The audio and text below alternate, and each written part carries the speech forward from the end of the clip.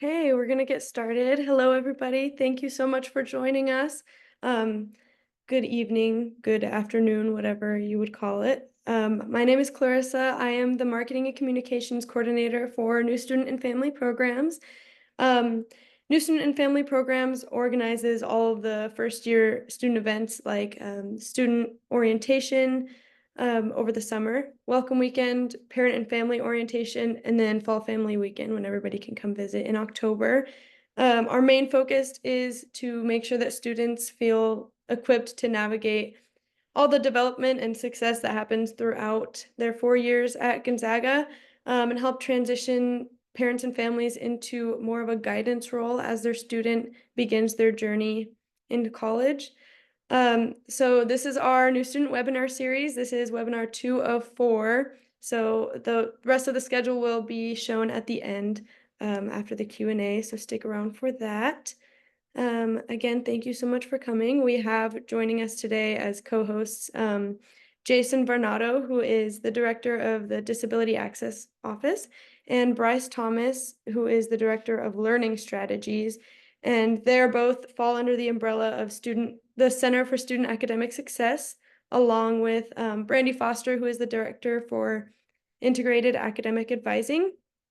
She unfortunately is not able to make it today, but Jason and Bryce will take over for her and it'll be fantastic.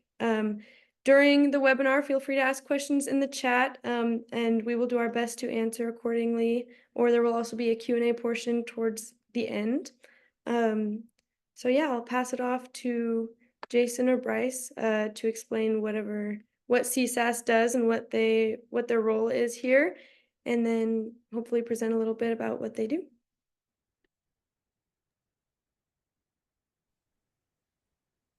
All right, thank you for joining us, everyone. I'll kind of kick it off.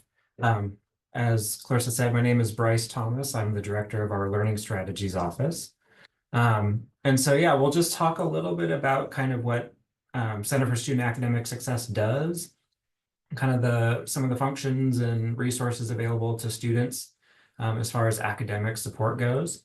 And really, I think what we want to highlight here is Gonzaga has a lot of different support, both through our center and just through departments, through faculty, in a lot of different ways. And sometimes that can be a little challenging to navigate for students because there are so many options. So we really can act as a hub for students when maybe they don't know what they're looking for, or they're having a hard time figuring out what might work best. We have those connections. We can help them kind of sort out what they're looking for. So just an overview of the offices and kind of big picture what we do. We'll talk about that briefly, and then really we'll open it up to Q&A because, Jason and I have kind of done these for a few years and we've talked about the different ways we've done it, and really it kind of depends on what you all are interested in knowing more about, and we can take it from there. So as she mentioned, we function as a center, 3 offices: advising, learning strategies, and disability access. Really because all of us serve students in, I would say, similar ways, just in the sense that we are kind of that academic support outside of the classroom. And so really that advising office, they're kind of that first point of contact for students. They're helping them get that freshman schedule put together, which I believe got released today. So you can talk to your student about how that looks. They put a lot of thought and work into that. It's quite a process to really balance out what are those incoming credits, what are the aspirations for their majors, what are their interests, and trying to fit that within a schedule that might fit those. And obviously, it's not 100% perfect. So yeah, there's that opportunity to then meet with the advising office and talk to them about changes, things like that. And really beyond that, the academic advising office is a great resource for students when they're trying to navigate, what does a completion plan look like? What does changing a major look like? And they have that connection with faculty advisors as well. So maybe your student is thinking about changing majors and they want to talk to a faculty in that department and really get an understanding of what does this major entail? What are the job opportunities afterwards? And so they can help kind of facilitate that conversation. Specifically, my office, Learning Strategies, we're responsible for academic tutoring and those kind of supports. So again, we're that hub where we offer one-on-one subject-specific tutoring for students. Most classes in those first 2 years, we have tutoring opportunities available. As all your students probably saw, Jason and I, as they kind of rotated through and we gave the talk about these services, one of the highlights I like to make with students is our tutors are students as well. So they have that benefit of they've had the classes that your students are taking. They've had the faculty. They've had that experience of transitioning from what they were doing in high school to how Gonzaga works. And they found ways that really work well for them. And so they have the knowledge to help tutor in kind of those subjects, but then they also have that bigger picture idea of, what it means to be a successful student here. On the back end of that, for parents, I think there's sometimes fear about, oh, they're students working with students. What does that look like? They're highly trained and we work very closely with them to make sure that they know what they're doing and they're giving a great quality service back to the community. So they go through an extensive training package. We work with them to make sure that issues that do come up or concerns they have, they're equipped to handle, and they're giving out good advice, and kind of they're doing a really good job. Beyond the academic tutoring, there's a lot of different ways that we offer that type of support here at Gonzaga. So there's the one-on-one tutoring, there's group tutoring sessions. We partner with faculty to do events. So like in chemistry, there's a big first, second exam sequence. So we'll work with them to go into the classroom and talk about what it looks like to study for that exam. After you get that first exam back, how do you really interpret how it went and like what might you do differently? So we'll work with faculty on things like that. We have a little bit of supplemental instruction where there's a student that sits in the course, an upper division student, takes the course like a chemistry 101, and then holds office hours regularly after the fact to hold study sessions in that way. On top of that, a lot of departments will have their own tutoring opportunities. So there's a lot of options available again. So if they're ever looking for something, we can help kind of navigate that. Jason, you want to talk about disability a bit? Sure. Did you cover coaching? I'm sorry. I did not talk about coaching. Wow. I could do that one too. So another resource we have is academic coaching. And so apart from really that subject specific tutoring, there's those questions of like, how do I manage the workload in college, or how do I manage my time? Because in high school, students you kind of adapt to that environment. You go to the same classes every day. You have a very set schedule. You see your teachers all the time. And, mom and dad are there to remind you when you got to turn stuff in and when assignments are due, and kind of you have that support system. So then how do you navigate that into college where everything's different? Your class schedule is a lot more open, and really that the responsibility for learning shifts from in the classroom to now as a student, you're kind of getting information in class, but it's up to you to then, flesh that out, get the details, and really put it all together. And so that's where that academic coaching program comes in, especially for freshmen coming in and kind of those initial weeks. They're going to be getting syllabi in all of their classes that are really outlining what are the objectives of this course, what are the outcomes they're looking for, what are the assignments, when are the assignments, what are all those stipulations, and kind of interpreting that into something that makes sense for them is probably something they're not familiar with. And that's a great opportunity to sit down with a coach and really start to map out, what does it look like to actually build a study plan? What is consistency? What are the things that you need to be looking for? And, obviously we're speaking from the academic standpoint where it's like, yeah, you study all the time and you have this great plan and they're going to do that. Like, let's be real. There's a lot of opportunities in college, a lot of clubs, activities, social life to have. And so really talking about like, how do you balance all that out so you can get your academics done in a way that works? You can meet the goals that you're looking to do there and, hit those, the major you want to be in and kind of the grades you want to get in your classes. But then you can balance out that other experience as well, because let's be realistic about life and what you're actually going to do.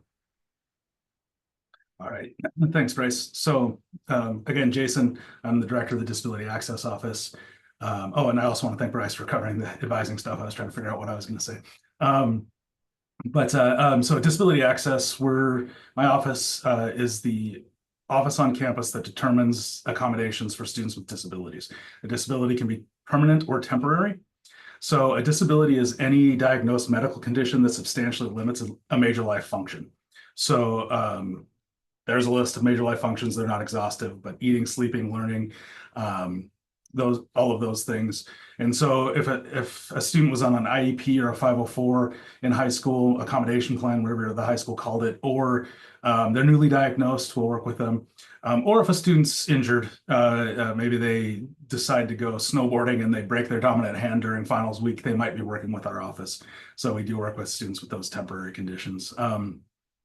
Accommodations in university are different than high school, K through 12. Universities are an access model, not a success model. So we guarantee access to our courses, programs, classes, all of campus life. And a student, no matter how well they're performing, can get accommodations if they don't have access to something.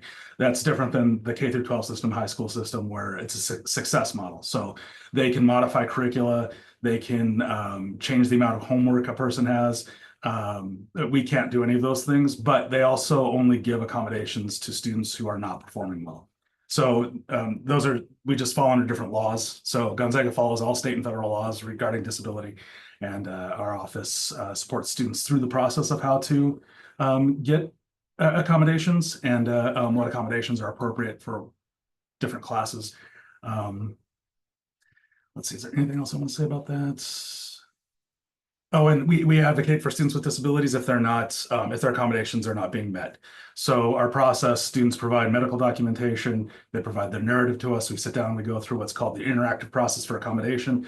We discuss what their needs are, and then they notify their faculty through sending letters through a system, emails through a system, and then the faculty have a chance to talk with us if there's concerns. And then other than that, students just go to class, their faculty have been notified. So a little different than K through 12 there also. And accommodation plans in higher ed can change at any time a student needs. And so it's not, you don't have to go to another 504 IEP meeting or whatever, however that looks in high school nowadays. But yeah, so that's this office in a nutshell. And so the Center for Student Academic Success in a nutshell. So yeah, we're pretty quick. We can open it up to questions or comments. Chat's up here.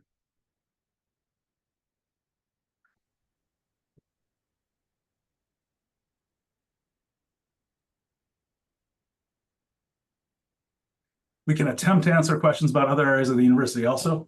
I guess one thing we didn't talk about, and I don't know if, Clarissa, is there the Writing Center involved in any of these webinars?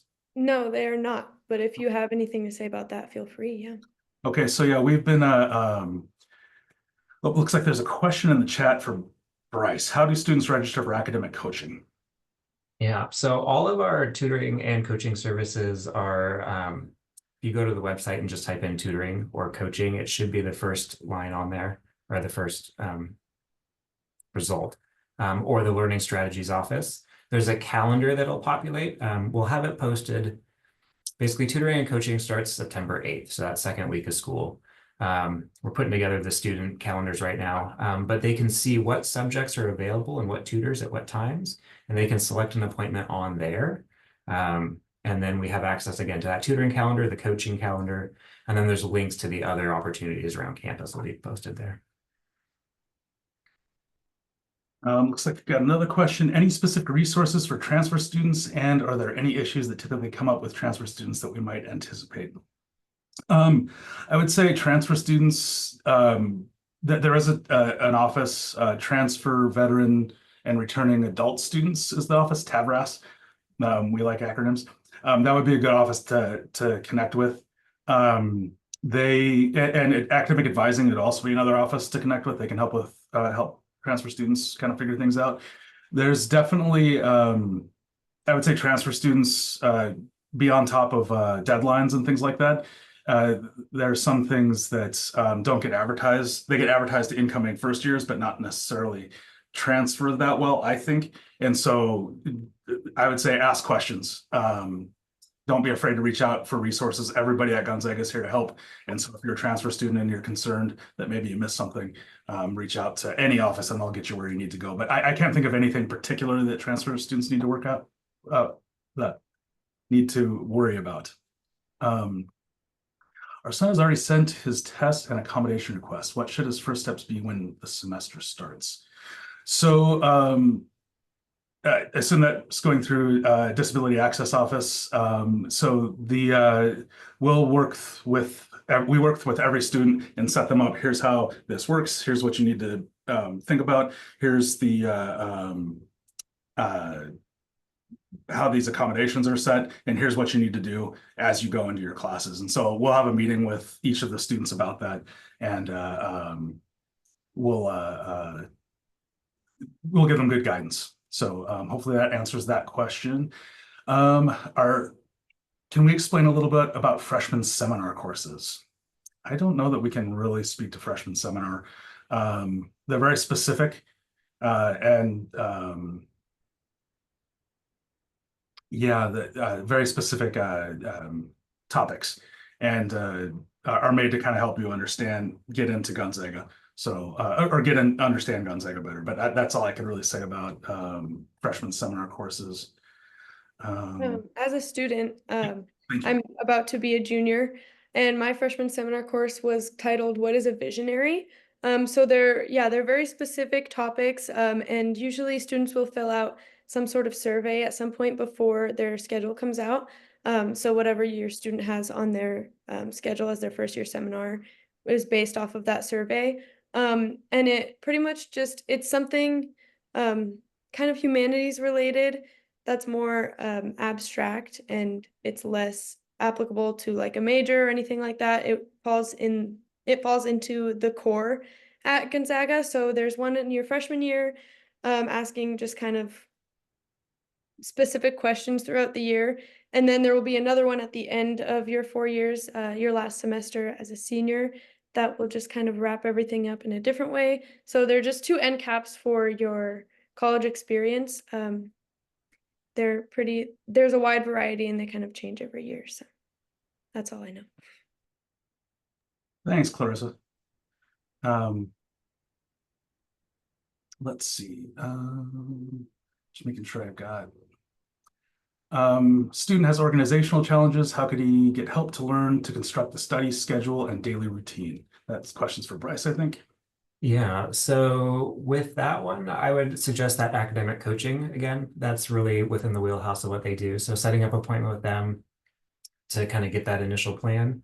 And then really the big thing around organization, and especially if there's challenges with that, is consistency and accountability. So we usually have the coaches, when they're in that meeting, say, set up the next one basically. And especially as you're getting established and you're trying to figure out what schedule works, we recommend students set up a schedule and then they come back, the next week and see, did that work? Let's evaluate from there.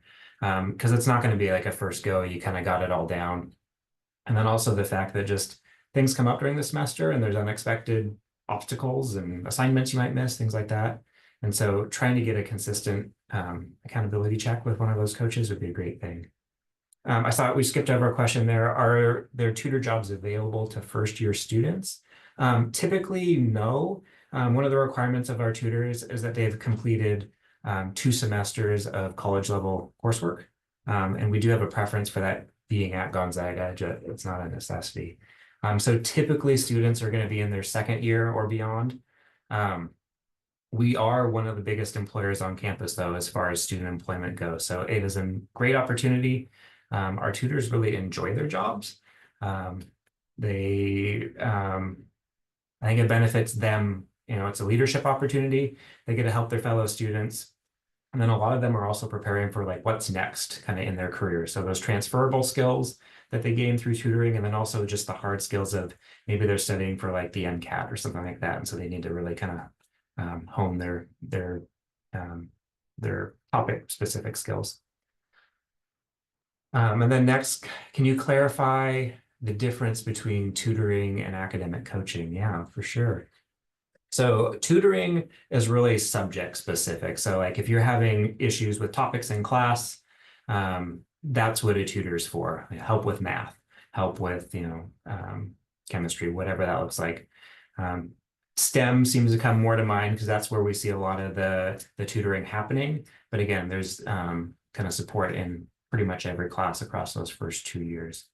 The academic coaching is really more that bigger holistic picture of what it means to be a successful student here. So things like organization, time management, general like study skills, putting together study plans.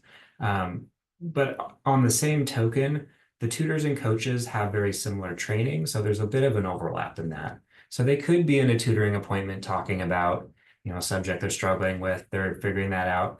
And then the topic of like, well, how are you studying this might come up. And so the tutor can kind of help them, evaluate, is that working? Do you want to maybe try something else? Here's some tips, here's some ideas to try. So that happens a lot. And then obviously the academic coaches themselves, they're students and they're in specific majors. So a lot of times students find it helpful to find an academic coach that might be in their same major so that they can kind of really hone in on like, how do I study for these chemistry tests that are just not going well? Or, I'm a nursing student, I want to be, on that track. What does that look like in the upper division? So there's that opportunity there. Real quick for the next question about freshman seminar courses. Not everybody will have them on their schedule in the fall. Sometimes they'll take them in the spring. And if your schedule is really crowded, maybe in the next year, but they try to fit them all into the first year, whether it's in the fall or the spring. Thanks, Chris. I was pretty sure that was the answer, but wasn't 100%. Another question: are there a lot of online courses? A student got one, didn't want it. There are not a lot of online courses. We're brick and mortar. We're here in person. Online courses are pretty rare. During the summers is where you see most of them, but there are the occasional sprinkled throughout or hybrid, sometimes in class and sometimes not. We are very predominantly not online, so shouldn't see that too often. And then requesting schedule changes opens up on Monday through the academic advising office. So if that's something they wanted to look into, they could explore other options. Okay, so coaching writing center, which we didn't talk about yet, but I'll give a brief overview of that in a second once we get through some of these questions. Tutoring, coaching, writing center, all of those things are, well, they're not free because you already paid tuition, but yeah, they're free to all students once you're here. Let's see.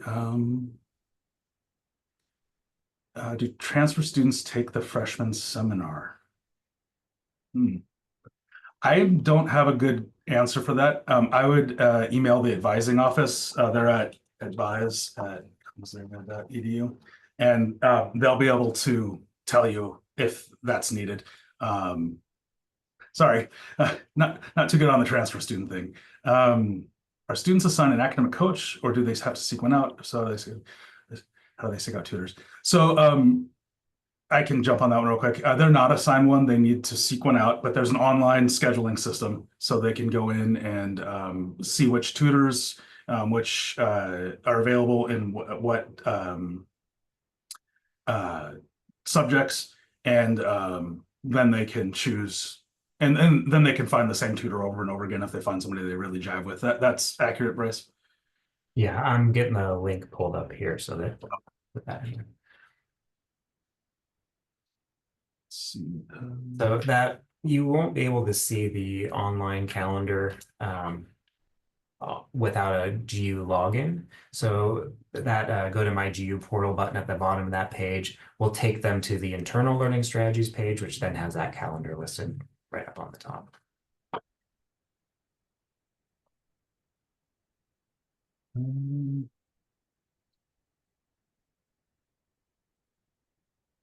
I believe advising just released the schedules, and so students should be able to check in ZagWeb.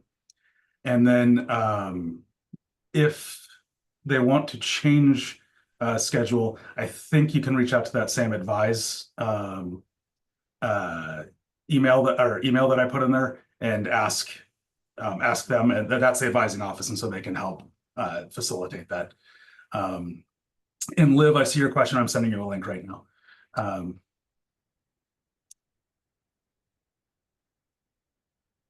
You can have the same faculty advisor. It depends on your major. Business has professional advisors. So I think if I remember this correctly, you have one in your first 2 years, and then you have a different one in your second 2 years. I think engineering doesn't have that. I'm sorry. Engineering just has one professional advisor. You usually have a faculty advisor that's the same through your time here, unless you want to change or unless the faculty goes on sabbatical or something like that. Like every school is a little bit different. Some have that freshman advisor. I think the end goal really is to transfer a student to a faculty advisor in their major for the majority of their time here past that freshman year.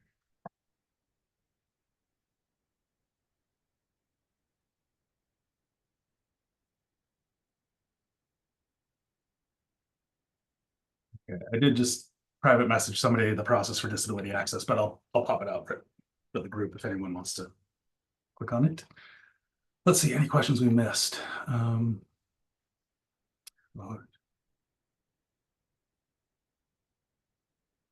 So Casey, you sent the question about your schedule. Can you see that in ZagWeb? And you can direct message me again if you want. So does a faculty advisor help students select classes, or is it the academic advisor? So your student will have a primary advisor listed, and that's going to be the person that'll help them navigate that. Generally speaking, it will be a faculty member. If they're undecided, though, they would be in that academic advising office, or if they're a, I believe, psychology, sociology major. Basically, the academic advising office can take any student if they have questions about that. So again, if they're like looking to change majors or anything like that, where their faculty advisor might not be well versed in the other school's requirements, they can always go to the academic advising office.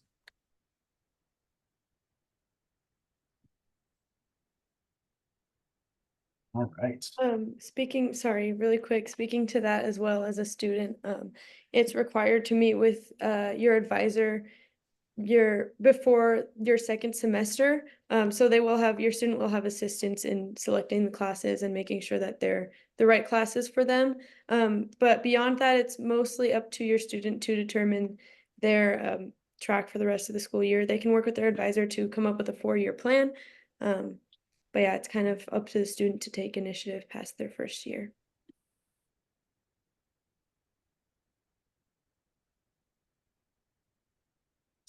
Down here.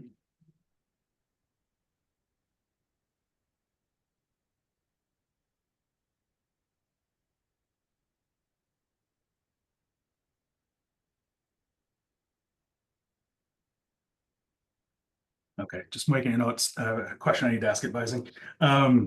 So I do see I have another question in the chat. I'll get to that real quick, but I'll go over the Writing Center real quick. It's not part of our center, but it is located in the library right next to our center. It actually kind of is under our banner, even though it's run by the professor in the English department. So the Writing Center gives basically writing tutoring. They can support in any part of the process, whether your students just getting started in writing a paper, or they're just polishing it off to get it turned in, and anywhere in between. They help with, obviously they do the philosophies and English style papers, but they also do, like, if you need help with engineering style or an engineering report or a lab report from biology or something like that, you can go and get help there from those students. Also, they can go over with your student how to appropriately use AI as a tool. A lot of students are using that now to help write their papers and do homework, and that can get a student in a lot of trouble. But the Writing Center can help them see how to use it appropriately as a tool and not get themselves in trouble by utilizing it too much. Grammarly is an AI, and if you use it inappropriately, it can get a student in trouble. And so it's important to go into the Writing Center, students go talk to their faculty, and they'll tell you how AI is appropriate to be used in their courses. Or I'm getting distracted by questions. So Bryce, can you answer the athlete one? Yeah, so does our office support academic support for student athletes? Athletics has their own academic support staff down there that works directly with athletes.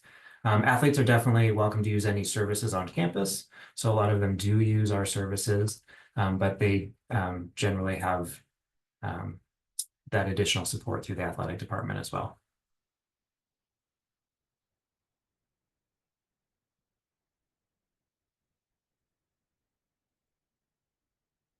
It's like I lost the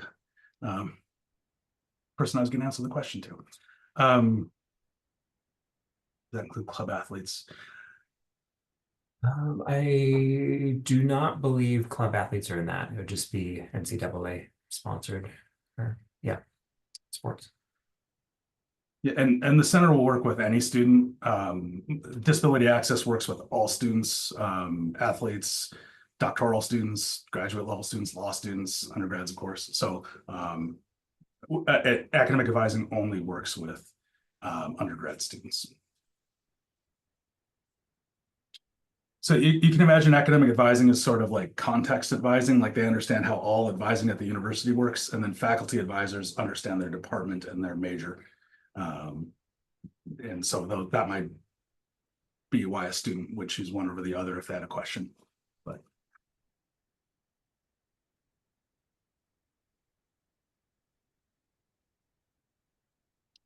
any other questions we can answer for you?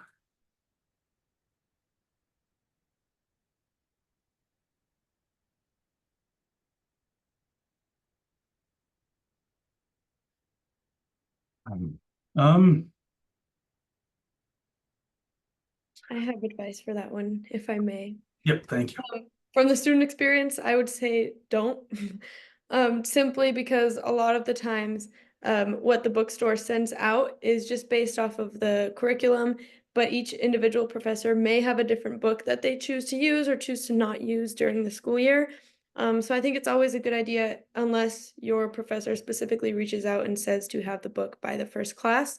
I think it's always a good idea to wait until your first week or so, because you also might decide you don't want to take that class and move into a different one, and then you're stuck with a textbook that cost you a lot of money. So I would wait on buying textbooks. They're definitely valid points. I think it goes back to that syllabus. Like every professor has specific kind of way that they run their class and materials they use and what their expectations are. So it's always good to kind of see what specifically they're looking for. And then also that point about, maybe you're going to switch classes or drop a class. So, yeah.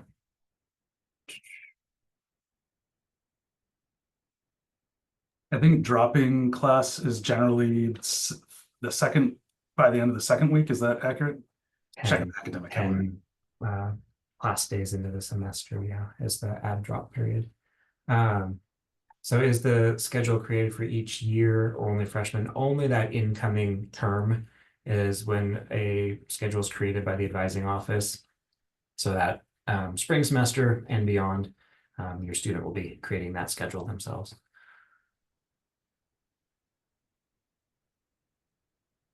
So last day to drop this semester, for example, is Friday, September 6th. And I'll drop the academic calendar into the chat in case anybody needs it.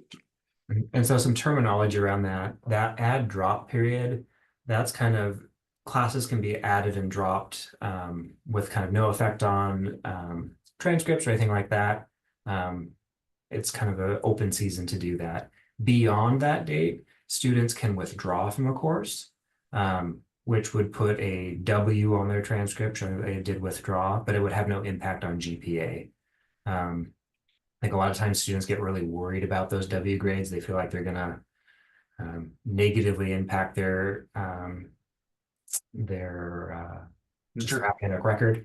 I think, it's a holistic vision. If you have a lot of W's on your transcript, that might not be great, but it also speaks to like, if you're going to get a poor grade in a class that's going to affect your GPA, a W is a much better option. Definitely something that, again, the advising office can help kind of the student talk through what they're thinking and kind of where they're at in that class, get a realistic expectation. That withdraw date comes after midterm grades are released. So students will have that information to see their midterm grade and then make a determination whether they want to continue with the course to the end or they'd like to withdraw later in the semester. Yeah, so I think Bryce has a lot to say about when to go to tutoring, but I'll answer the IT question real quick.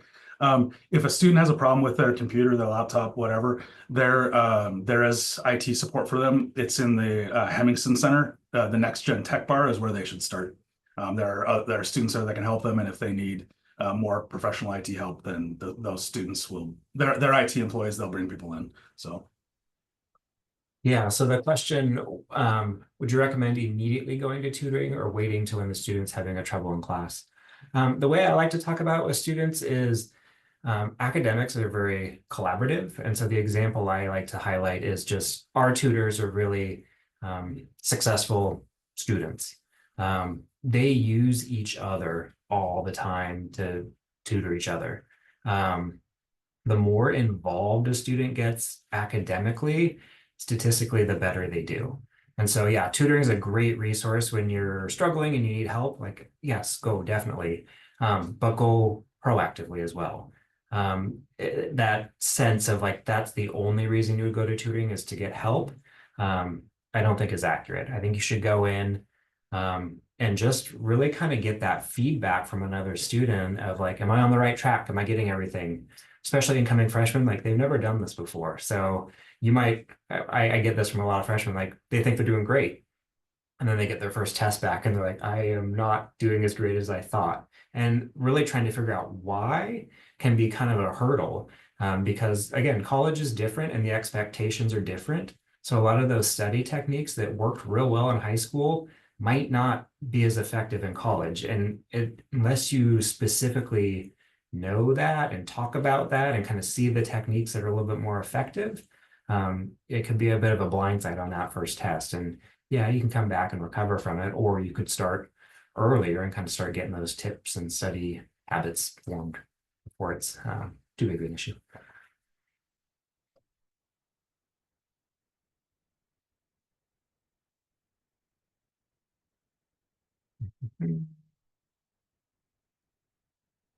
okay, is there a place to find out?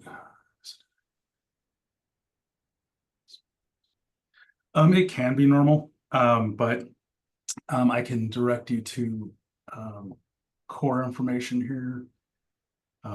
Advising, just so everyone knows, advising when they're building the student schedules, they're going over them by hand and being very precise in what they're doing. It's not like generated by a computer or anything like that. So I've never heard of them making mistakes. I don't think that they do because they go over them pretty thoroughly. But that would definitely be a good conversation to just see, how do these courses fit into that core requirement? How do they fit into a degree completion? They could definitely kind of explain where those fit and kind of what the options are for future semesters or class changes, things like that. So up until now, my son has successfully managed his life, academics, work, sports without a planner. Is that typical of college students? What is the typical advice on this? Oh, I mean, it depends person to person. Everyone kind of has their own way to approach it. What I like to highlight with students is the thing, this happens for a lot of areas in life, but the thing that you're going to do consistently is the thing that's going to work best. And so I think a lot of students might come from that background of like, I've never used a planner. So now that I'm in college, I'm going to use a planner and I'm going to go out and I'm going to do this. And it becomes this unsustainable thing that they don't actually utilize. And so, yes, I would definitely recommend kind of planner, something along those lines. In Canvas, really the learning management system that we use, there's features in there where when faculty put in assignments and things on their syllabus, it'll put all that on a calendar in Canvas already. And then you can download that into whatever app you're using, whether it's like, iCalendar or Google Calendar. So there's definitely tools to help kind of speed up that process so you can kind of get all those big deadlines in there. The other part that I think is hard for students to kind of manage when they've had those busy lives is just, again, that reality that there's a lot to learning in college, kind of that college learning process that happens outside the classroom. So setting up consistent time that you can actually do is that new skill that's important. So maybe you do need to set up a planner to get that kind of established, but once you get the routine and the feel for it, maybe you can back off. But we always kind of recommend, let's go best case scenario, let's use a planner, let's try to make this effective. And then we can always scale back. Again, it's kind of hard to dig out of a hole. We don't want to do that if we don't have to. Oh, thank you. I'm actually the one who asked that. And I guess the place that I was coming from, and he's very familiar with Canvas because that's what, I was in high school. It's just one of these things where it amazes me that they can do that. And I know a lot of students don't write it down. And yet I'm afraid if I want to suggest ideas to him of like, hey, you might want to consider, he'd be like, hey, mom, you're older than the internet. Like, you have no idea what today's college people do, which he is accurate about. He has 4 older siblings that have gone through college, but they would all tell me still, you have no. So I guess that's where I was coming from, is like, do college students typically old school like I do with writing in like a paper planner, or is it more like students nowadays are like, oh no, if we're going to write it down, we're going to keep it on our phone? Like, because I have no street cred at all about being current or knowing what I'm talking about unless someone's lost their underwear or a notebook in this joint. So I'm just looking to like toss potential ideas that are not going to get laughed at, but maybe Yeah. there doesn't exist. I mean, it's hard. There's not really like a typical, I would say, like my tutoring staff that, are great students. They all have some form of, organizer that they use. A lot of them do like the old school planners, like that's just their thing. Not uncommon at all. And then, a lot use some, digital calendar, but generally speaking, there's a lot going on. So having some way to organize that is usually best practice. But sometimes you got to just kind of get a feel for it before you realize that.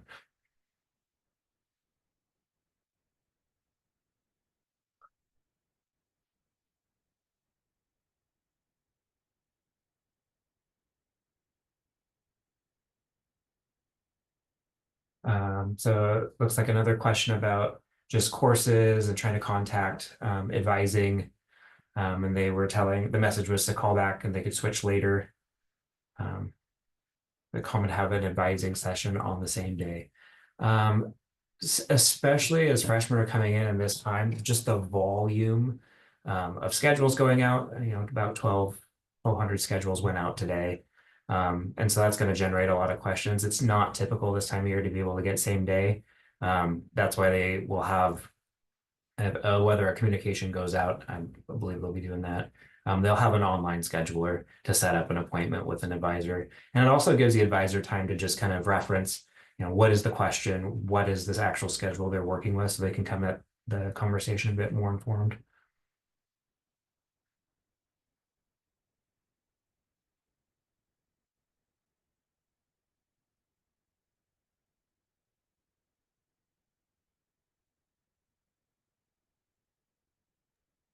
I might jump into a breakout room real quick, Bryce. Okay. If I can remember how to do that. Maybe we'll see you later. Maybe not.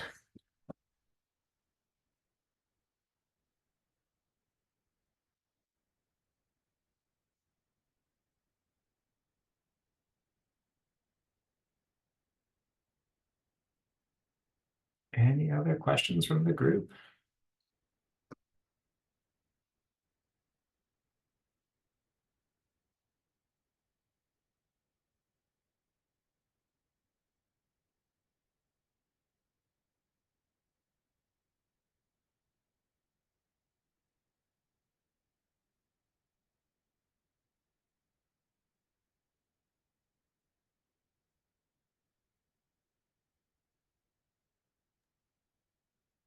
All right, if we don't have any more questions, I'm gonna just quickly share my screen here again. Once again, just some contact information if you have any further questions for new student and family programs. Feel free to follow us on social media. This Gonzaga Families is for parents and families, and then the other one is for students primarily, but you can feel free to follow that as well. And then here on the right, we have the schedule for the rest of our webinars. We just have the last 2 left that are both coming up next week. So if you have any more questions about those kind of things, feel free to join then. Other than that, that's it from us, I believe. Thank you so much for taking the time out of your day, all of you, to join us here. And we hope this was very helpful for you. Yeah, if you have any further questions, contact anybody in CSAS, New Student Family Programs. We're always here to help. Have a good rest of your night.